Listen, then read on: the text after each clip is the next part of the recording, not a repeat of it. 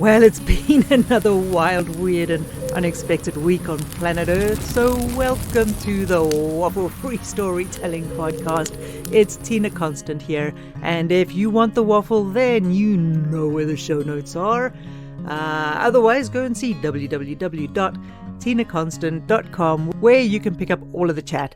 But as always, we are jumping right into today's story, and this one is all about nothing. Now, about halfway between now and a long, long time ago, there was a family who lived on a busy farm that fed a busy village that supported an exceedingly busy town. There was always so much to do that the people who lived there never even thought of stopping and pausing, taking a break and noticing the world. The motto of the town was, "If it's not on the list, it doesn't count." And that's the motto that everybody lived by, except one young girl called Molly. Now, she was the only daughter of very busy farmers who lived on the edge of this very busy village, and she was the cause of great frustration to her parents. Every time they said, "Molly, what are you doing?" she'd say, "Nothing," which always led her mother to say, "If you're going to do nothing, you could at least put a G at the end of the word. It's nothing, not nothing." And Molly would shrug, pick up a book, go for a walk, and think. Now, Molly's favorite time to do nothing was early in the morning. When she woke up, she would lie very still and listen to the birds, counting the songs one by one. Then she'd stay lying there until the sun blinked through her curtains and painted rainbows on her walls. Only then would she get up. But it wasn't to run downstairs and get on with her ever-growing list of things to do her parents had created for her.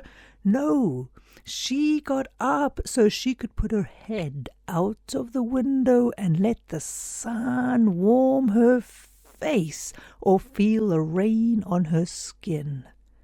Only then, after she had absorbed the morning, would she go downstairs where her parents were frantically busy with this and that and everything. But despite the noise, the barrage of instructions and the updated, overflowing list that they had created for her overnight, Molly would step outside and stretch on the grass, feeling every blade prickle into her back like they were all singing good morning. Full of the fresh feel of the earth, she'd then pick up a bucket and head to the river that ran around her family's farm, around the village, and right through the middle of town. She had watched the river for a while, then proceed to throw sticks and rocks, logs and stones, mud and gravel into just one part of it. Her parents would watch her and then look at the huge list of things that ran from the ceiling to the floor, and sure enough, throwing sticks, stones, rocks and twigs into the river was not on the list of things to do. "What are you doing?" they'd bellow. And Molly would smile at them and pause and think for a minute and then say, "Nothing." Her parents were mortified and so embarrassed by their daughter. When people in the village and the town asked them what she was doing and what she planned to do with her life, they tried to make up stories about how hard-working and dedicated and ambitious she was. But it didn't take long for everyone to agree that really, Molly did nothing. And of course, word of what people really thought got back to Molly's parents, because here's a fact. Busy people are never too busy to comment on someone else's state of busyness. So it was that after taking as much embarrassment as her parents felt they could, there came a day when they decided Molly had to go. They told her it was for her own good. She had to move into town and do something useful. She had to make something of herself, and the only way they knew how to make that happen was to force her to stand on her own 2 feet. Much to her parents' annoyance, though, Molly simply smiled, packed a small bag, hugged them both, and left. But instead of going into town, Molly went in the opposite direction. She followed the river through the valley, into the forest, and up into the mountains. She hiked for 9 days, stopping along the way to watch the clouds or feel the air on her face and watch the river flow. On the 10th day, she stopped. Not because she was tired or lost, but because she had come to the mouth of the river that flowed around her home. Around the burbling cave there was a clearing. From that clearing, Molly was able to see the valley below. She watched the river wind its way around her parents' farm, around the village, and through the town. "Good," she said. Then she built a shelter, lit a small fire, and waited for the storm to break. Because break it would. Molly knew it would. She had been feeling it in the air and the earth for a long time. A storm was coming. A storm was close. A storm that would change everything. And just as she knew it would, that storm came. It was just before dawn. The rain started while people slept. No one heard. No one noticed. The rain didn't stop. It kept on falling.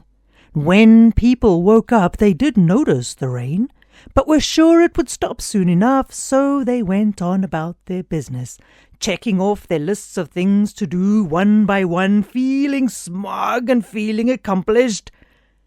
And the rain didn't stop. After a while, someone did notice that the river was rising, but they didn't say anything. Because, well, they had a meeting to get to, and they didn't want to sound alarmist. It was just a bit of water, right? And still, the rain didn't stop. It was only when a frequently used footpath flooded that people began to pause. But still, they didn't actually do anything. They talked about it, they mumbled a bit. After thinking about what they might actually have to do, some people even said, "What? There's no water on the footpath at all. And if there was, it's drained away, fully under control. There's nothing to see here." Then the people did what they always did when something looked like it might be inconvenient. They heard what they wanted to hear. Then they used a different path to do what they wanted to do.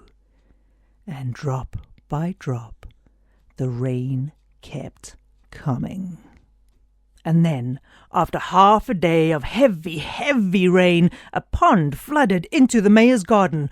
Well, Molly had to smile. Suddenly, the town was called to action. People were ordered to stop what they were doing and focus on the mayor's yard. Then another pond flooded a park that left a playground a foot deep underwater. And that's when people started to run and scramble and weep and wail and worry.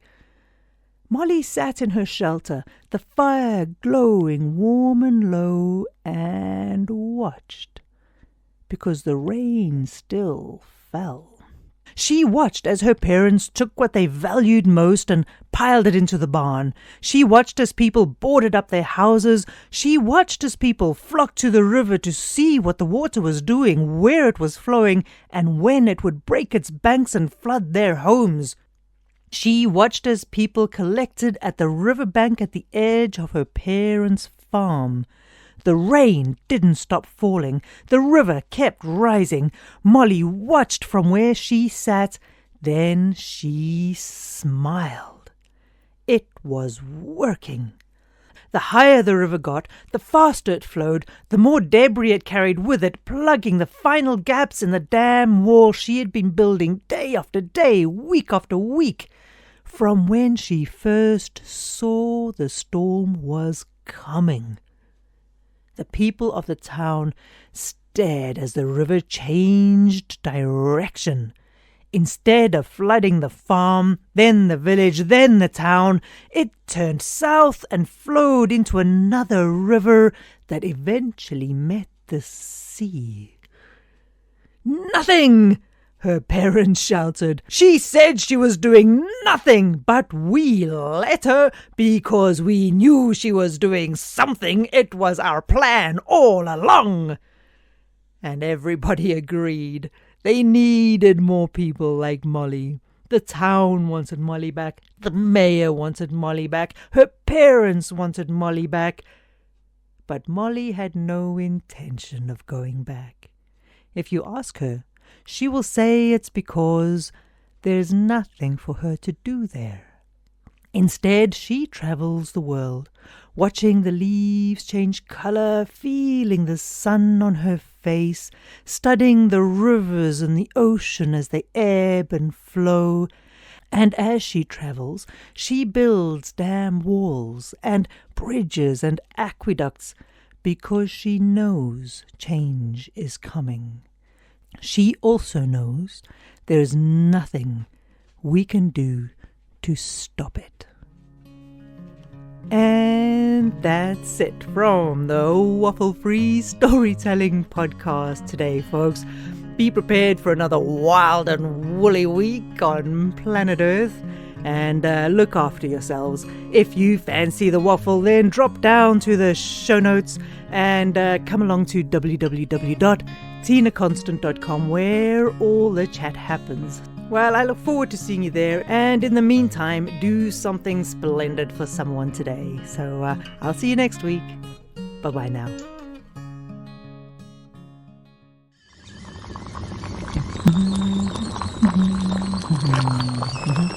Hey. Let's later, Jack.